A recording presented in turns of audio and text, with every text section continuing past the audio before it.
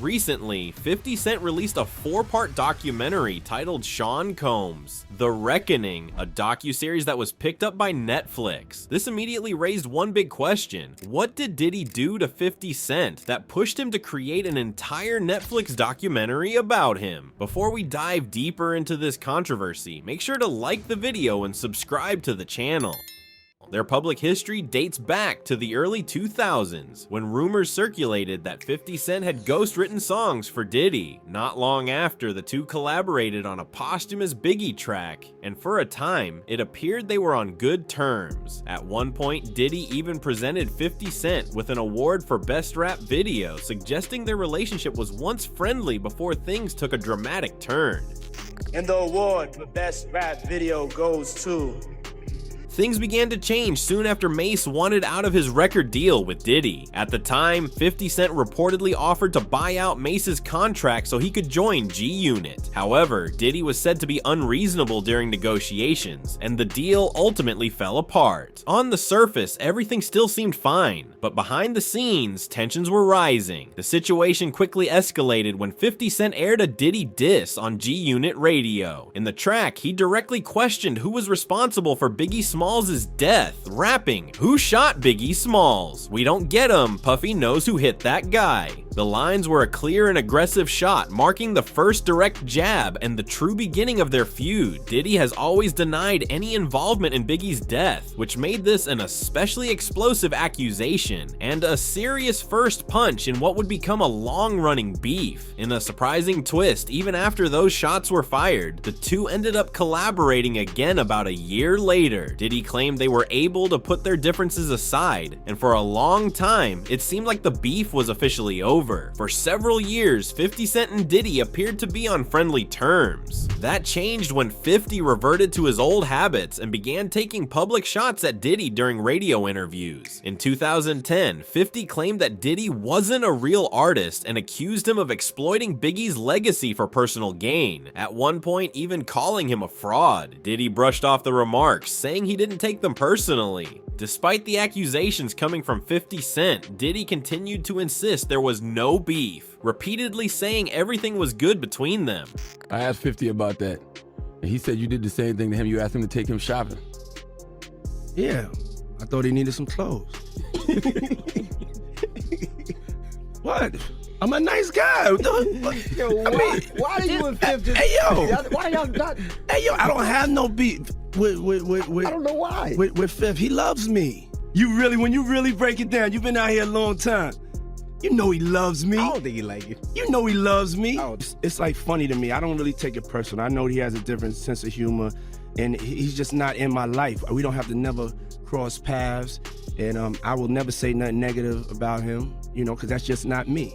It feels like something must have happened though, like that we just don't know about behind the He scenes. loves me. But everything changed once the wave of serious allegations against Diddy began to surface. That's when 50 jumped back into the spotlight, joking that they could finally be friends if Diddy sold him Revolt for cheap. Soon after, he took things to a whole new level by announcing that he was creating a documentary focused on the allegations, and that he would be executive producing it himself. In an even more unexpected turn, Netflix picked up the documentary's streaming rights. From there, 50 made sure to stay involved every step of the way, commenting non-stop on social media. He mocked the allegations, made extreme comparisons, and claimed this was proof that he had been right about Diddy all along. At one point, even giving him a notorious nickname. Now that the documentary has officially dropped, and considering how long 50 has been taking shots at Diddy, it's safe to say the jokes aren't ending anytime soon. The documentary shattered viewership records, but according to Jaguar Wright, it also broke a promise. She claims the final cut was censored, alleging that a so-called real list of alleged accomplices was removed to protect Netflix investors. Even more controversially, she suggests that 50 Cent helped make that happen. Jaguar insists there's evidence the public never got to see. She points to a specific image, challenging viewers to name the people in it, and claiming that no one on YouTube has dared to break it down on camera. That raises a bigger question. Why is there so much alleged censorship surrounding this documentary?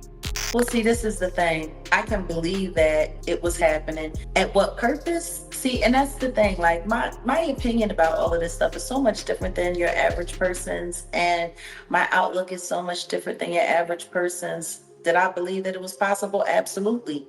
Why wouldn't he be able to do a documentary? Why wouldn't he be able to bring in Alexandria to come and put this together? Like, the woman who directed this, she doesn't even seem to have a background in hip hop at all. Jaguar Wright argues that major industry figures were barely mentioned or completely absent from the documentary. She points out that Jay-Z in particular was referenced only once or twice, despite being closely connected to Diddy for decades. According to Jaguar, many people who were present during key moments were conveniently left out, allowing the story to be told while keeping others clean. She says that omission doesn't add up, and she's calling out questions most people aren't willing to ask. But if Jay-Z's absence seems suspicious, Jaguar says Clive Davis raises even bigger questions. She points out that Davis owned 51% of Bad Boy Records, majority control, yet in a 4-part documentary about Diddy and Bad Boy, he appears for barely 35 seconds. According to Jaguar, that makes no sense. When asked who she considers the worst celebrity she's ever been around, she didn't hesitate. She named Clive Davis, calling him the devil incarnate.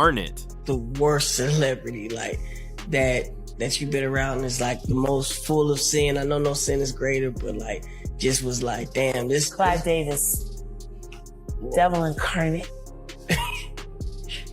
Clive Davis, he Janis Joplin, he blackmailed Betty Wright so she wouldn't tell anybody that he Janis Joplin.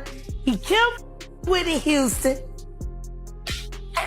The documentary shows Diddy recording everything, literally everything. When federal agents appeared near his hotel room, he didn't seem scared or evasive. Instead, he was filming them right back, which already felt strange, but it gets even more unsettling. At one point, the documentary captures a conversation between Diddy and his lawyer, Mark Agnifilo. They're discussing strategy and public perception when the lawyer says something that immediately stands out. "We're losing. We need control. We need to be speaking to the potential jurors." That's a shocking statement, especially considering Diddy hadn't been arrested or taken into custody yet. Still, they were already talking about shaping how potential jurors might think. But when you've got a lawyer like Mark Agnifilo, who is orchestrating your possible surrender, because as you heard him say in the beginning of the documentary, he was very clear.